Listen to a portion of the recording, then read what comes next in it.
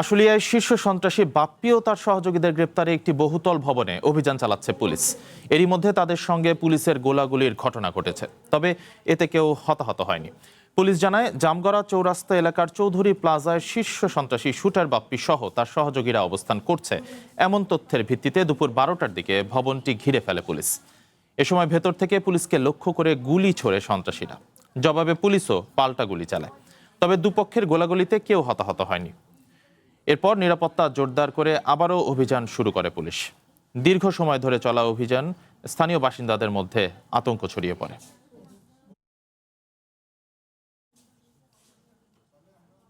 পুলিশের অভিযানের সবশেষ খবর জানাতে সেখান থেকে সরাসরি যুক্ত হচ্ছেন সহকর্মী মাহিদুল মাহিদ। মাহিদুল, কেউ হতাহত হয়নি বলে আমরা জানতে পারছি, তো এখন পর্যন্ত কোনো হতাহতের তথ্য আছে কিনা? আর ব্যাপক গোলাগুলির ঘটনা যেহেতু ঘটেছে, এখনো কিছু সন্ত্রাসী ভবনে আছে বলে ধারণা করা হচ্ছে, কাউকে কি গ্রেপ্তার করা গেছে কিনা? সর্বশেষ খবর জানাবেন।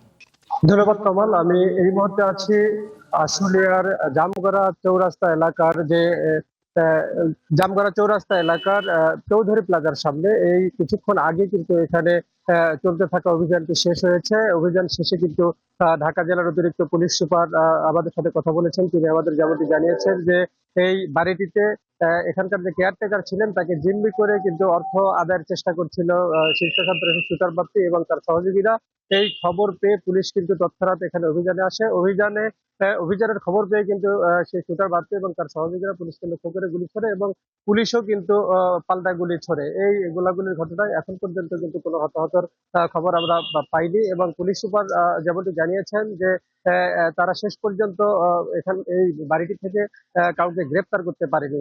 তারা কিন্তু সুকৌশলে বাড়িটি থেকে পালিয়ে যায়।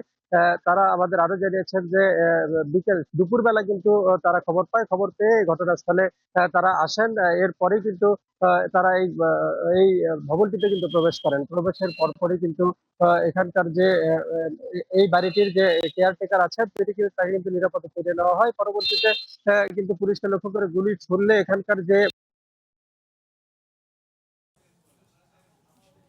আর এই এখন পর্যন্ত কিন্তু এই ভবনটি থেকে কাউকে গ্রেপ্তার করতে পারেনি এবং হতাহতের কিন্তু কোনো খবর আমরা পাইনি। কমাল, ধন্যবাদ আপনাকে। সন্ত্রাসীদের সাথে পুলিশের অভিযানের বিষয়ে আমাদের সরাসরি জানাচ্ছিলেন সাভারের শিল্পাঞ্চল থেকে সহকর্মী মাহিদুল মাহিদ।